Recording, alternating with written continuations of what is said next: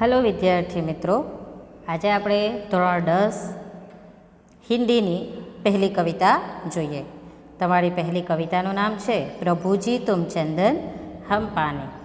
આ કવિતાના કવિનું નામ છે કવિ રેડાન્સ. કવિ રેડાન્સનો જન્મ 1388 અને મૃત્યુ 1518માં થયો. આ જે એમનું મૃત્યુ અને જન્મની જે વર્ષ બતાવેલા છે તે અનુમાનિત કહેવામાં આવ્યા છે, કોઈ ચોક્કસપણે પુરાવા સાથે કીધા નથી. આપણા કવિ જે છે કવિ રેડાન્સ તે એક મહાન ભક્ત કવિ છે. તેને રેડાન્સને રવિદાસના નામથી ઓળખવામાં આવતા હતા. એવું પણ માનવામાં આવે છે કે સંત રામાનંદજીના શિષ્યમાંના એક શિષ્ય છે. તેઓ કાશીમાં રહેતા હતા, તો એટલું બધું પડેલા ભણેલા નથી, પરંતુ તેમની ઉચ્ચ પ્રકારની એટલે કે સારામાં સારી એવી સાધના ઉચ્ચ પ્રકારની કરવામાં આવતી હતી. આપણા જે કવિ છે તેણે આ જે કવિતા છે, પદ છે, તે પદની અંદર તેમણે ભક્તિભાવ, જે ઈશ્વર પ્રત્યેનો ભક્તિભાવ છે તે દર્શાવ્યો છે. उनके पदों में ईश्वर के प्रति एक निष्ठ भक्ति भाव के दर्शन होते हैं. उन्होंने अपने पदों में भगवान के प्रति अपने अटूट संबंधों की पुष्टि की है. प्रस्तुत पदों में उनका दास्य भाव प्रकट हुआ है. उन पदों में उन्होंने चंदन पानी, बादल मोड़, चांद चकोर, दीपक बाती, मोती धागा, सोना सुहागा तथा स्वामी दास जैसे प्रतीकों के माध्यम से अपनी निश्चल भक्ति भावना व्यक्त की है. એટલે કે આ જે કવિતા છે તે પદ છે, તો એ પદની અંદર કવિએ પોતાના જે ભક્તિ છે ઈશ્વર પ્રત્યેની તે આપણને બતાવી છે. અને તેમની જે ભક્તિભાવ છે તે કેવો છે, ઈશ્વર પ્રત્યે એકનિષ્ઠ, એકદમ બરાબર એકનિષ્ઠ ભક્તિભાવ છે તે આપણને બતાવ્યો છે.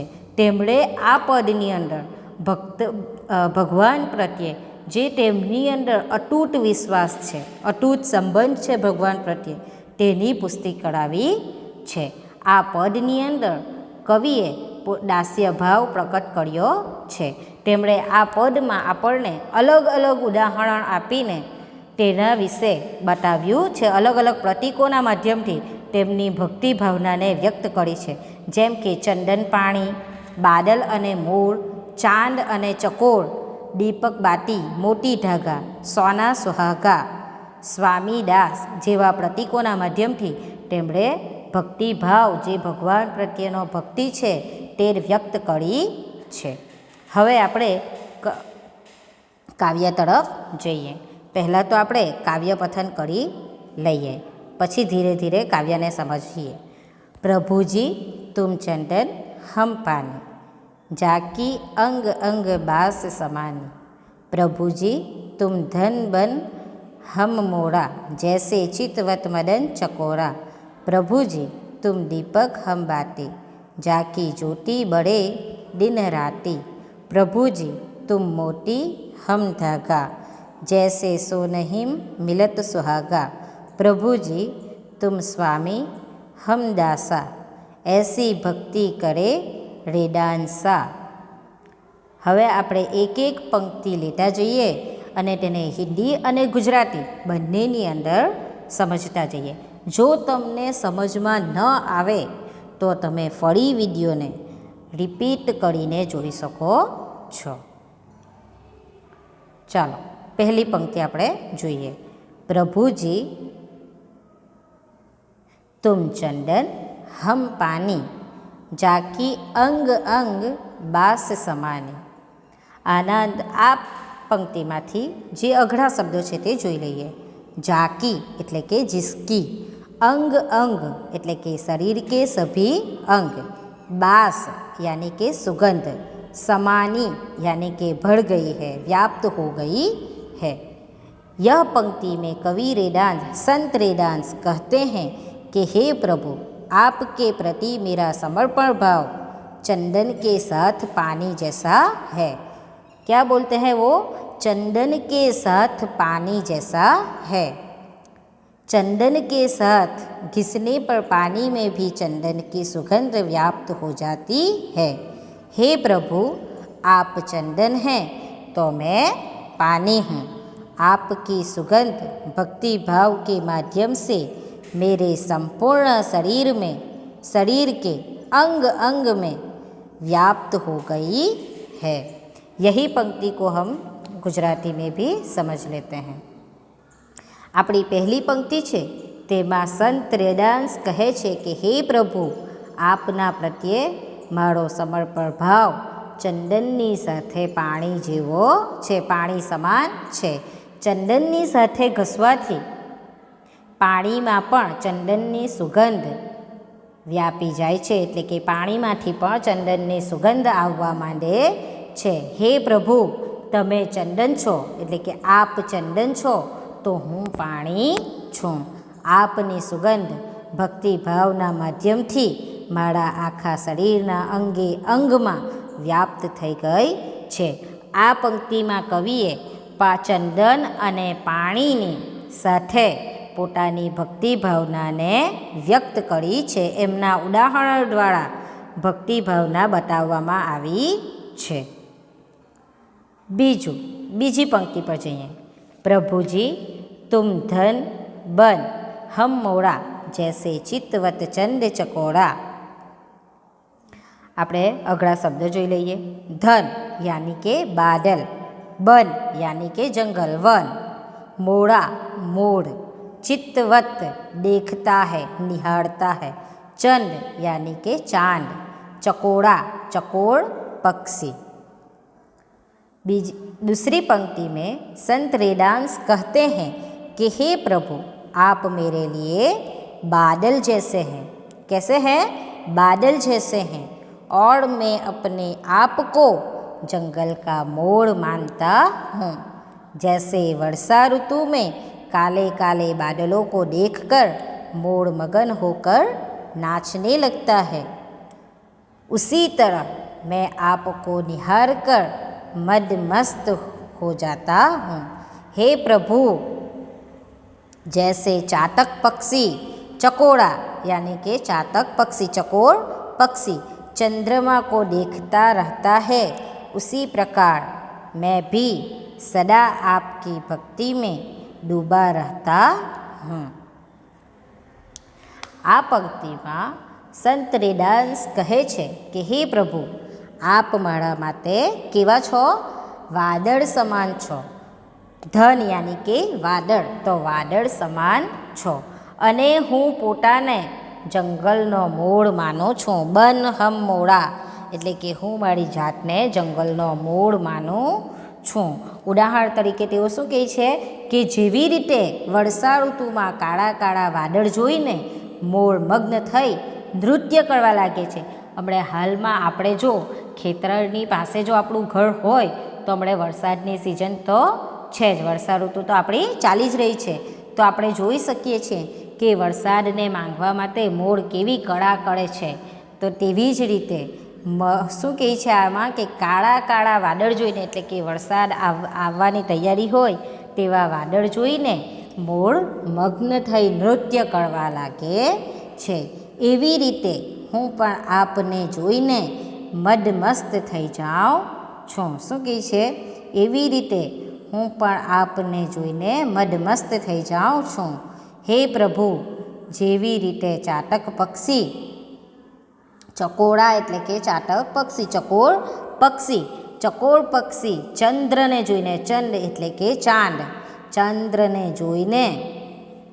ચંદ્રને જોતું રહે છે, એવી રીતે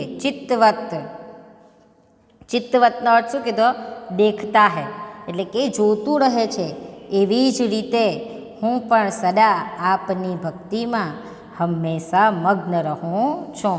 આ પંક્તિમાં કવિએ કોની સાથે કમ્પેર કરેલી છે પોતાની જાતને? ચાંદ અને ચકોર, ચાંદને ચકોર પક્ષી, આ બે સાથે પોતાની કમ્પેર કરેલી છે. બરાબર. હવે આપણે ત્રીજી પંક્તિ પર જઈએ. પ્રભુજી તુમ દીપક હમ બાતી,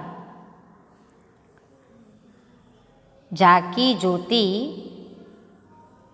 બડે દિન રાતે.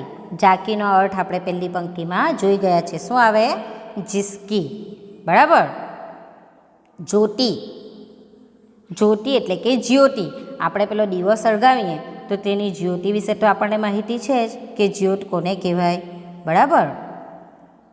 પછી ઉપરની લીટીમાં છે બાતી. બાતી એટલે કે બત્તી, દીપકની. આપણે દિવાળીના ઉપર દીવા સળગાવવામાં આવે ને તો તેને શું કહેવાય? બત્તી, એમ દીવો. તો દીવાની અંદર રૂની જે પેલી બનાવેલી આવે ગોલ ગોલ, જેને સળગાવવામાં આવે તેને શું કહેવાશે? જ્યોતિ. બળે એટલે કે જલતી રહેતી હૈ, સળગતી રહે છે.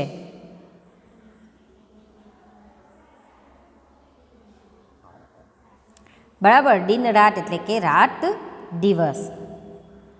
संत रेडांस कहते हैं कि हे प्रभु मेरी भक्ति दीपक में जलने वाली बाती की तरह है. અહીંયા પોતાની ભક્તિને કોની સાથે કમ્પેર કરે છે?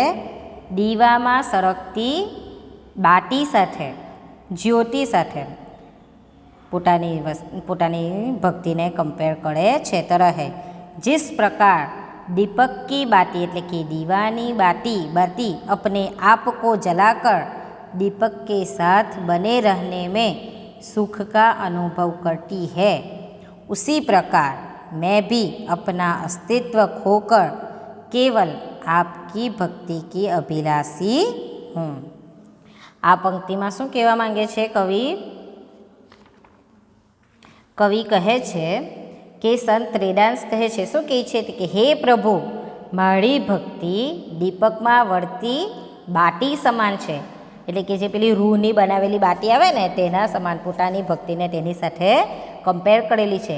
જેવી રીતે દીપકની વાત પોતાને બાળીને દીપકની સાથે, દીવાની સાથે સતત રહેવામાં પોતાના સુખનો અનુભવ કરે છે, એવી જ રીતે હું પણ મારું અસ્તિત્વ ખોઈને કેવળ આપની ભક્તિમાં અભિલાષા કરું છું.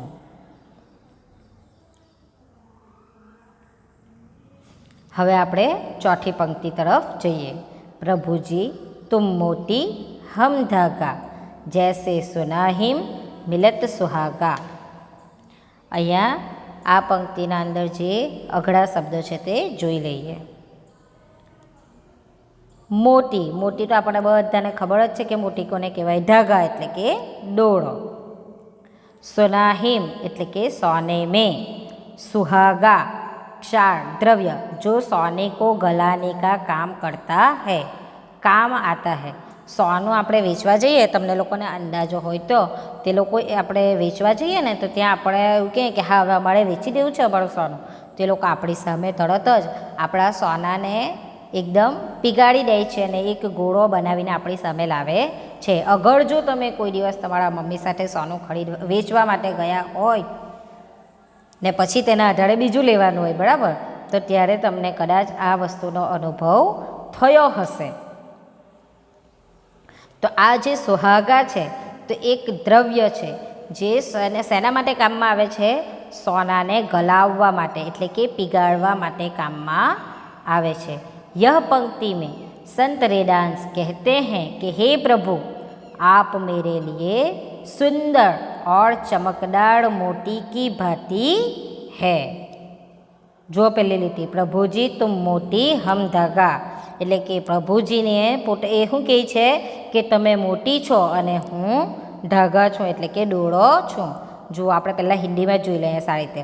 સંત રેડાंस कहते हैं कि हे प्रभु आप मेरे लिए सुंदर और चमकदार मोती की भांति है और मैं अपने आप को वह धागा मानता हूँ जिसमें मोती पिरोए जाते हैं. वे कहते हैं कि जिस प्रकार मोतियों की माला का धागा मोतियों से जुड़ा रहता है. क्या कहते हैं वो? जिस प्रकार मोतियों की माला का धागा मोतियों से जुड़ा रहता है उसी तरह वे भी अपनी भक्ति के द्वारा भगवान से घनिष्ठ रूप से जुड़े रहना चाहते हैं. वे ईश्वर से अपने जुड़ाव को सोने और सुहागे के मेल में संज्ञा देते हैं। आ पंक्ति में संत रेडांस शू कहवा मांगे छे? तो कि आ पंक्ति में संत रेडांस कहवा मांगे छे कि ए एकदम मारे माटे सुंदर अने चमकता मोती समान छे। एटले कि भगवान तमे मारा माटे केवा छो? एकदम सुंदर अने चमकता मोती समान छो अने हूँ स्वयं ने ते मोतीनो डोळो मानु छूँ। धागा एटले कि डोळो, हूँ तेने एकदम मोतीनो डोळो मानु छूँ। जेमां मोती परोववामां आवे छे तेओ कहे छे कि जेवी रीते मोतीओनी माळानो डोळो, जेवी रीते मोतीनी माळाओनो डोळो मोतीओ साथे जोड़ायेलो रहे छे, तेवी ज रीते हूँ पण तमारी भक्ति द्वारा भगवानथी घनिष्ठ रूप में जोड़ायेलो रहेवा इच्छुं छूं। शुं कहे छे कि जेवी रीते मोती अने धागा एक दोरीनी अंदर साथे जोड़ायेला रहे छे, तेवी ज रीते हूँ पण मारी भक्तिथी हे भगवान तारी साथे जोड़ायेलो रहेवा मांगू छूं। तेओ ईश्वर साथे पोताना संबंधने सोना अने टंकर खारना मीरनुं नाम आपे छे। शुं कहे छे? तेओ पोताना एने के ते पोतानी जे भक्ति छे तेने शेनी साथे ए करे छे? सोना अने सुहागा साथे मेर करे छे। हवे आपणे छेल्ली आपणी पंक्ति छे ते जोई लईए। प्रभु जी तुम स्वामी हम दासा, ऐसी भक्ति करे रेडांसा। यह पंक्ति में संत रेडांस कहते हैं, पहले हम शब्द के अर्थ देख लेते हैं। स्वामी यानी कि मालिक, दासा यानी कि गुलाम, सेवक, करे यानी कि करता है।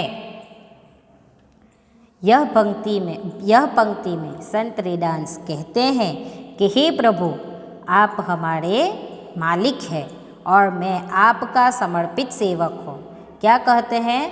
आप मेरे मालिक हैं, आप मेरे स्वामी हैं और मैं आपका सेवक हूँ। वे कहते हैं कि हे प्रभु मेरी भक्ति को इसी प्रकार की है। वे कहते हैं कि हे प्रभु मेरी भक्ति तो इसी प्रकार की है। भक्ति करे रेडांसा, रेडांसा कविनु नाम छे। तो वो क्या कहते हैं? मेरी भक्ति तो इसी प्रकार की है। संत रेडांस आ पंक्ति छेल्ली जे पंक्ति छे तेमां शुं कहे छे? हे प्रभु आप मारा मालिक छो अने मैं हूँ आपने समर्पित सेवक छूँ। तेओ कहे छे कि हे प्रभु मारी भक्ति तो आ प्रकारनी ज छे। आपणे 5 पंक्तिने पूर्ण रीते जोई गया छे। आपणे पहली पंक्ति में शुं जोयुं? प्रभुजी पोतानी कोनी साथे ए करे छे? ते के चंदन अने पाणी साथे। बीजी पंक्ति जोई तो बीजी पंक्ति में कवि कोनी साथे ए करे छे? कि प्रभु बादल है तो संत रेडांस बादल को देखकर मस्त से नाचने वाला मोर है। बराबर। तो पहली पंक्ति में आपणे कविने कोने समर्पित भाव करता जोया? कि प्रभु चंदन छे तो स्वयं पोते शुं छे? पाणी छे। बीजी पंक्ति में आपणे ते पोतानी जातने बादल कहे छे, प्रभु बादल छे तो ए बादलना नीचे नाचवा वाळो मोर छे। त्रीजी पंक्ति में आपणे शुं जोयुं? प्रभु दीपक छे तो संत रेडांस दीपक में जलने वाली बाती है। और चौथी पंक्ति में हमने क्या देखा? चौथी पंक्ति में आपणे शुं जोयुं? मोती अने धागा वच्चेनो अतूट संबंध जोयो कि जे संबंध मोती अने धागा वच्चे छे तेवी ज रीते ए पोतानी भक्तिने प्रभु मोती छे तो रेडांस ए मोतीनी माळा छे। अने जेवी रीते मोती अने धागा वच्चे अतूट संबंध छे तेवी ज रीते कवि अने प्रभु वच्चे पण केवो संबंध छे? अतूट संबंध छे। हवे चौथी पंक्ति में शुं जोयुं आपणे?